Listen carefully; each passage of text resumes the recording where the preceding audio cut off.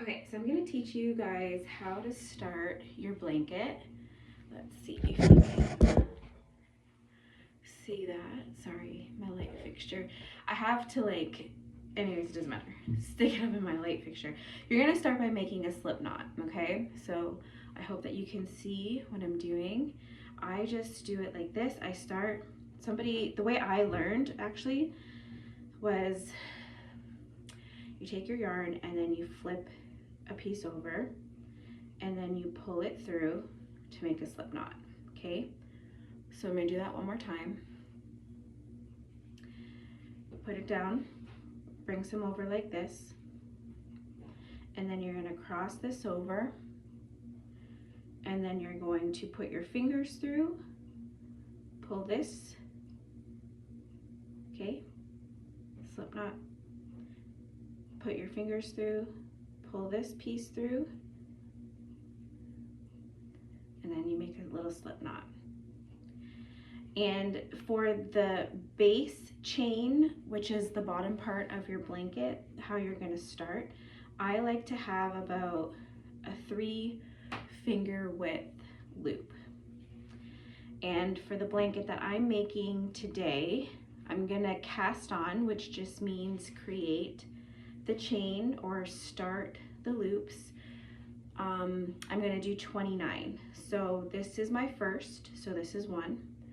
Okay, and you're just pulling, you have your yarn going away, so you can just easily kind of grab it up. So in your loop, you're pushing through and creating another loop, okay? And then you're pushing through to create another loop. And if you lose your train of thought, you can go, I don't start with this one, okay, so this is my first loop, so we have 1, 2, 3, okay, and then 4, you're pushing this working yarn through to make another loop, and this is going to create that braided chain look at the bottom and top of your blanket. So it's done differently to cast off at the top, but this is how you start it. So you're just going to continue to push through and get your loops. Try to keep them about that same three finger width as you're going across, so that it's even, okay?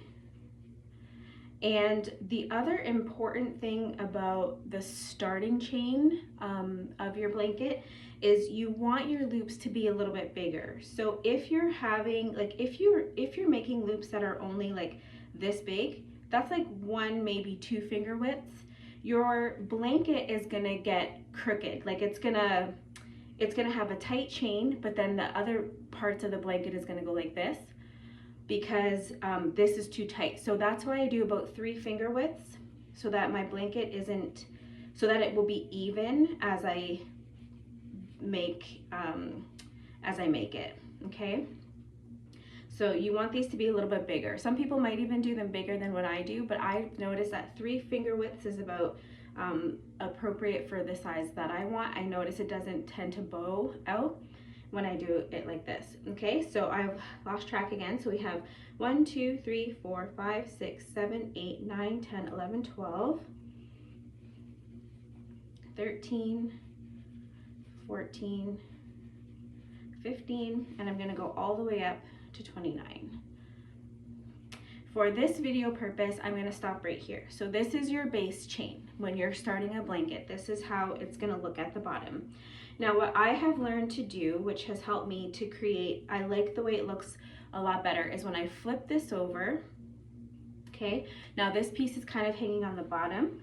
I'm gonna bring my working yarn over to this side, and you skip this first little bump here, and you're gonna go into the second bump, because this is gonna kind of cause it to unravel. Sometimes I would, but you really have to hold on to it tightly if you go through this bump, and it's just easier if you go through the second bump. So there's little bumps right here in the middle that you can see, and that's where your working yarn is going to create the next row. So you're gonna take your working yarn and pop it through that little bump and pull it up. Okay. So now with this, you want to make these loops roughly around, these ones are, you could still fit three finger widths through. These ones are a little bit smaller. Pull that through. Just because I also don't really want a lot of like holes in the bottom of the blanket. And so the bigger these are, the bigger the holes will be. So I try to keep them roughly about, these ones are closer to like a 2 finger width. As you learn how to do it, you'll kind of learn what look you like, because some people do prefer like more holey or gaps in their stitches, and it just creates like a looser blanket.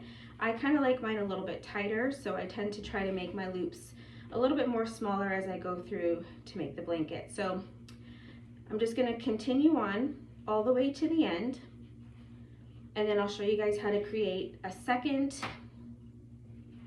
line, or I guess another row, so that you can get that nice braided edge on the side as well. So yeah, so this one stayed, that one I didn't go into. Okay. And I think I said I started with 15 loops. So or 15, like a 15 length chain. So let's see if we have still 15. I don't know. I might have lost track of counting, but we have 1, 2, 3, 4, 5, 6, 7, 8, 9, 10, 11, 12, 13, 14, and 15 right here. So now when you go to create your next row, I'm going to create a row like this because it's the first row, okay? So now I'm just pulling through the back of the loop. Before we were going into those little bumps, now you have an actual loop, and I'm gonna pull through the back. So, okay, so you have your loop here, the yarn is working behind the loops. You're gonna pull it through to make another loop. And this is again, where it becomes important that your loops are around the same size. See, these are still about a 2 finger width. This one I could maybe fit 3, but you're gonna try to keep them as uniform as you can so that they're all the same size, so that your blanket comes out nice and cleanly looking. And I'm just gonna finish off this row so that I can show you guys how you can end it. So here's the last stitch, okay? Because I want that braided look going up both sides, I am gonna go through this loop here, but instead of creating another stitch here, I'm gonna let this one hang. Okay, so this one's gonna hang like that, and then I'm gonna go up here, okay, to do the next row. So it looks like you've missed a stitch maybe to some people. When I first started, I would stitch up this one as well, but I like how it makes that braided look on the sides. So I'll show you again when I get to the end. You go all the way, you do all of the loops, so you're adding another row onto each loop, but the last row, you're almost like you're gonna skip, let me get there. You're gonna skip that like dropped loop. Let me finish here quickly. Okay, so you're going, I put my fingers through the loop and I pull this through to create the last loop. And instead of making another loop here, I'm just gonna leave that one alone, let it kind of hang, and I'm gonna create the next row, okay? And then you would go back all the way across. So now let's say your blanket is done, okay? This is how you're going to close off your blanket, okay? So this is gonna be my last row. So I'm just gonna do this for easy purposes. We're gonna go back up, finish off this row.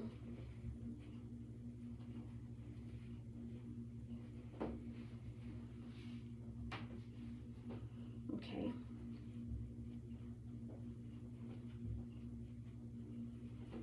Trying to keep those loops nice and uniform or even so that the blanket stays nice and tight together. Okay, so we are going to finish off this row by doing that last loop.